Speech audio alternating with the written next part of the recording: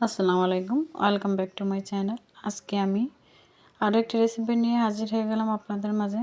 আজকে আমি শেয়ার করব মুরগির মাংস দিয়ে বিরিয়ানি রান্না, প্যাকেট মশলা দিয়ে খুবই সহজভাবে। তার জন্য চলুন রেসিপিটি শুরু করা যাক। আমি প্রথমে তেল দিয়ে দিয়েছি কড়াইতে, তারপর পেঁয়াজ এগুলো দিয়ে ঘি দিয়ে দিয়েছি। এখন পেঁয়াজটা ব্রাউন কালার করে ভেজে নিচ্ছি। কিছুটা পেঁয়াজ আমি বেরেস্তার জন্য উঠিয়ে রেখেছি।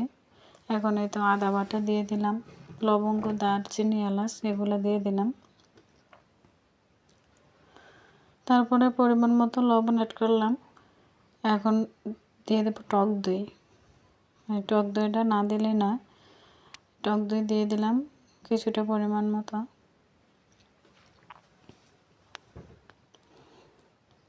তারপর এটাকে নাড়াচাড়া করে মিক্স করে নেব। এখন আমি দিয়ে দেবো রেডিমিক্স বিরিয়ানি মশলার প্যাকেট, এক প্যাকেট পুরোটাই দিয়ে দিয়েছি এখানে। এটাকে নেড়ে চেড়ে ভালো করে সবগুলো উপকরণ একসাথে মিক্স করে নেব। তারপরে যে আগে থেকে কেটে পরিষ্কার করে ধুয়ে রাখা মুরগির মাংস এখানে অ্যাড করে দেব। আমি ছোট ছোট করে মুরগির মাংস কেটে দিয়েছি, আপনারা চাইলে বড় বড় করে দিতে পারেন। তারপরে মশলার সাথে মাংসগুলো ভালো করে মিক্স করে ঢাকনা দিয়ে রেখে দেবো কিছুক্ষণের জন্য। তারপর আমি ছোট ছোট কিউব করে আলু কেটে রেখেছিলাম, সেগুলো অ্যাড করে দিলাম। আসলে বিরিয়ানির মাঝে একটু আলু দিলে ভালো লাগে। তো এখন আমি লিকুইড দুধ দিয়ে দিলাম 1 কাপের মতো।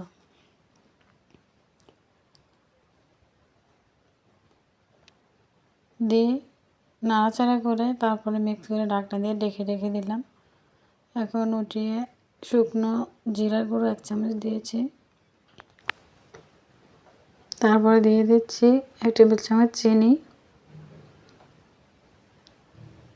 সাথে দিয়ে দিচ্ছি 2 টেবিল চামচ গুঁড়ো দুধ। দিয়ে সবগুলো উপকরণ একসাথে নেড়ে চেড়ে মিক্স করে নেব। তারপরে দিয়ে দিচ্ছি পোলার চাল।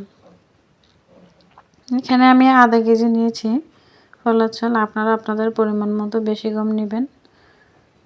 আমরা যেহেতু মানুষ অল্প, তাই অল্প পরিমাণে রান্না করতেছি। আর আমি আমার ঘরোয়াভাবে ঘরের নিত্যদিনের রান্নাটা আমি আপনাদের সাথে শেয়ার করি। এই তো এখন চালটা মাংসের সাথে ভালো করে মিক্স করে নেব। তারপর কয়েকটা কিশমিশ দিয়ে দিলাম, 3টে কাঁচামরিচ আস্ত দিয়ে দিয়েছি। এখন এটাকে আবার নাড়াচাড়া করে ভালো করে মিক্স করে নেব। এখন দিয়ে দেব পরিমাণ মতো পানি, এই পানিতেই চালটা সুন্দরভাবে সিদ্ধ হয়ে যাবে।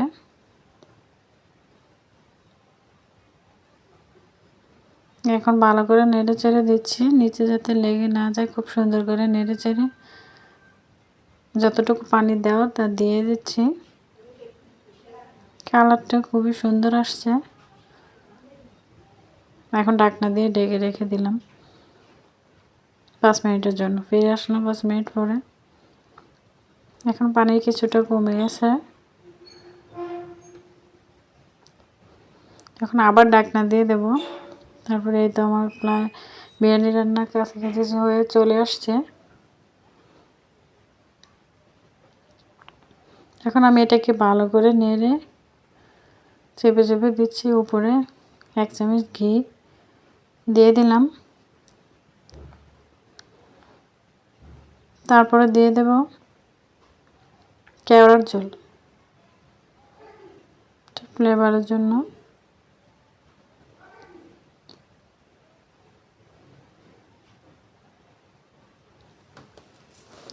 এটা অল্প পরিমাণে দিতে হয়।